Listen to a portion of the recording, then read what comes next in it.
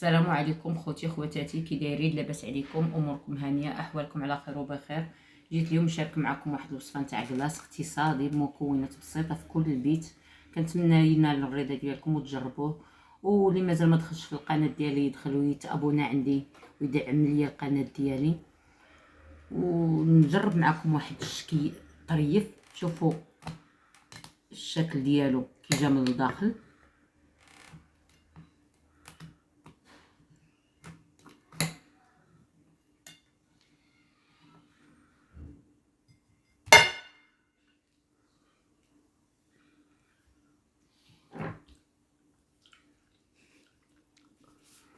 ها هو شوفوا الشكل ديالو كي جا،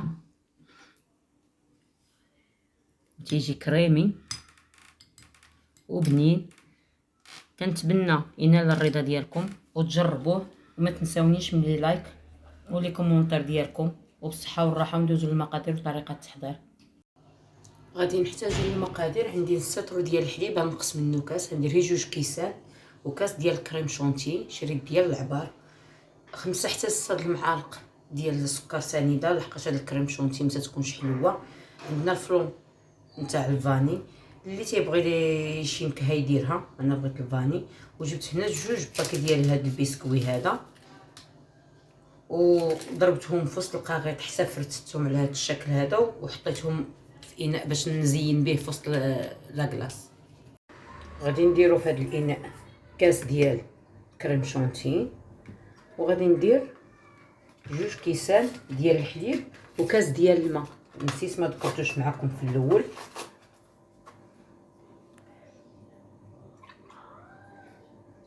ها الكاس الاول،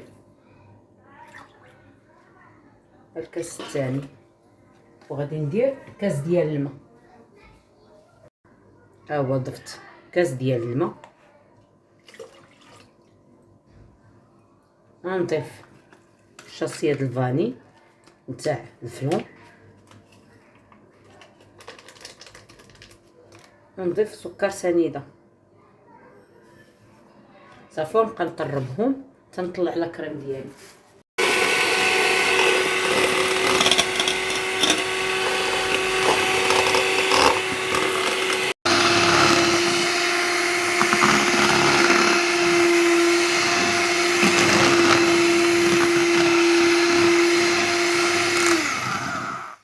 هاهي تترجع عندنا كريميه على هذا الشكل هذا. دابا غادي نضيف لها داك الكاطو ونخلطهم ونديرهم في اناء. انا راه حولت الخليط من هذاك الاناء الاول درتو في هذه ساعدتني حسن باش نطرب، الاخر ما ساعدنيش منين فيه العلو. دابا تنخلطهم غير هكايا باش يدخل داك الكاطو في لاكلاص ديالنا كامل. والنكهه تتبقى لك على حسب الاختيار.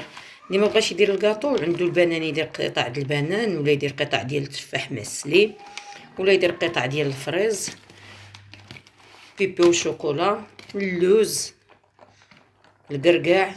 هذاك الشيء حنا دابا درنا كلاص اقتصادي باش ما نعكزو شي عليه.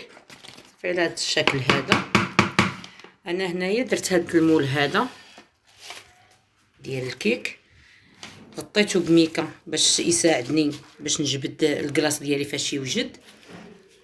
دابا غادي نخويه وندخلو المجمد يبات معنا ليله كامله.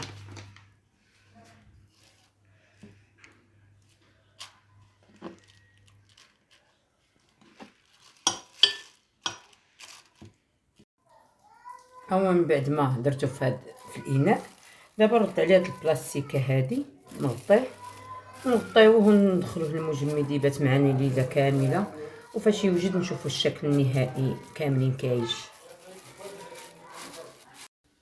او من بعد ما بيتناه ليله كامله في المجمد، الشكل ديالو كيجا تيجي الشكل زوين. وكنتمنى ينال الرضا ديالكم ويعجبكم حتى في المذاق. جربوه ما تندموش عليه، اقتصادي ما فيهش قوه المكونات، تبردوا به في الصيف والوليدات. وبالصحه والراحه، والى فيديو اخر ان شاء الله.